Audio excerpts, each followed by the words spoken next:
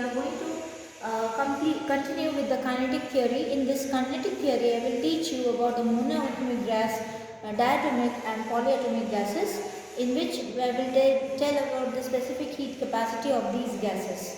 Okay, so how we are calculating this particular thing, let us see here. In the first, monoatomic gases means means single. It has only 3 translational degree of freedom, and the average energy of a molecule of a temperature T is 3 by 2 kBT. The total energy of a mole of a gas is given by U equal to 3 by 2 kBT into NA, that is 3 by 2 RT. First equation for mole specific heat at a constant volume is C equal to dU by dt is equal to 3 by 2 RT. Second equation, from the ideal gas equation Cp minus Cv equal to R, then Cp is equal to 5 by 2 R itself. Then the ratio to specific heat gamma is equal to Cp upon Cv, that is 5 by 3. Fifth equation we have taken. Now in this continuation, this ratio is being given, ratio of the specific heat is given here. Now the diatomic gases, as is explained, the diatomic is treated at a rigid rotator like a dumbbell, and 5 degrees of freedom are there, 3 translational and 2 rotational. Using the law of equipartition of energy, the total energy of the mole of a gas is given by U is equal to 5 by 3 kBT into Na, that is 5 by 2 RT, and thus the molar specific heat of a constant volume Cv equal to 5 by 2 R, and Cp will be equal to 7 by 2 R. Then gamma will be equal to 7 by 5. Third equation, U will be equal to, that is, we have taken here the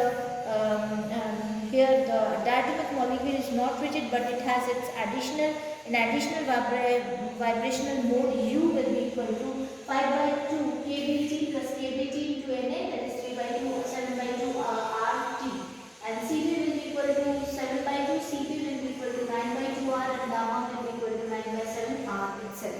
Now, polyatomic gases have 3 translational, 3 rotational degree of freedom at a certain F of a vibrational mode. According to the law of equipartition of energy, it is easily seen that 1 mole of such a gas is given by U equal to 3 by 2 kBT plus 3 by 2 kBT plus F kB into T into mole into Na, that is Cv.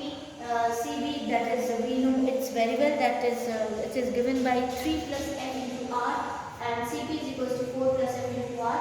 Then gamma will be equal to 4 plus F and upon 3 plus F. Cp equal to minus Cv equal to R, we know it very well, and thus it is true for the ideal gas where mono, di and polyatomic gases are there.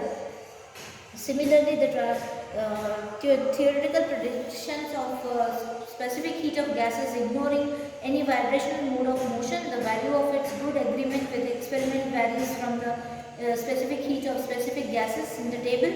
Of course, there are discrepancies between the predicted and factual value of specific heat at several other gases now shown in the table, such as Cl2, C2, H6, and many other polyatomic gases. The experimental value for specific heat of these gases is greater than the predicted value in the table 13.1, suggesting that the agreement can be proved by including vibrational mode of motion in the calculation. Law of equipartition of energy thus well experimental at ordinary temperatures. Now, specific heat of solids.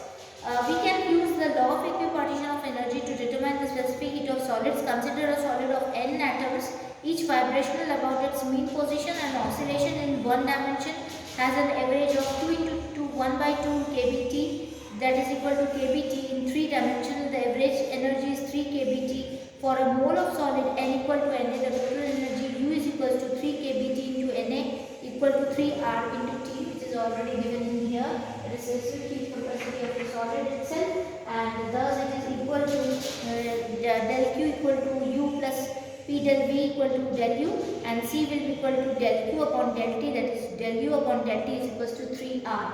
Okay.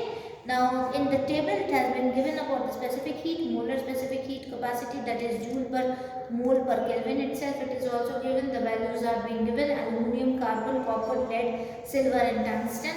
And in the previous section, the polyatomic gases, the tables are given in 13.2 and 13.1. Kindly go through this monoatomic, diatomic and triatomic and diatomic gases. The specific heat of the capacity of water.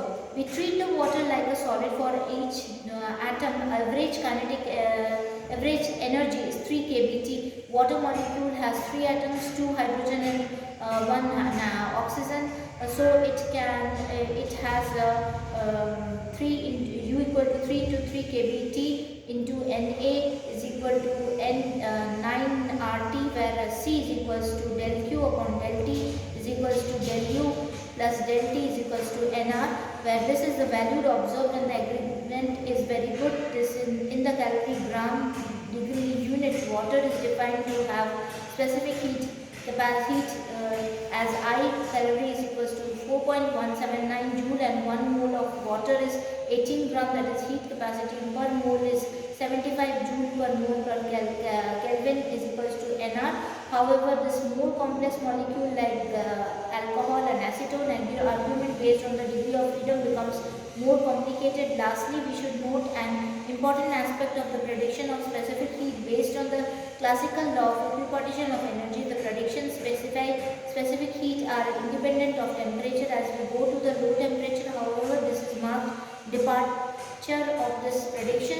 Suppose heats of the other solids approaches T tends to 0. There is a related to the fact that degree of freedom gets frozen and ineffective at low temperature.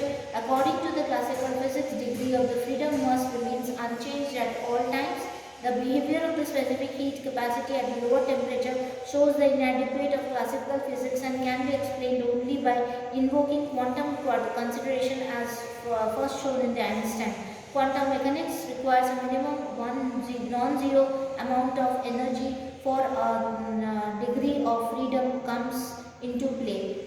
This is also the reason why vibrational degree of freedom come into play only in some cases. Now we will continue with the mean free path in the next session. I have told you about the specific heat capacity of water and specific heat capacity of the solid itself.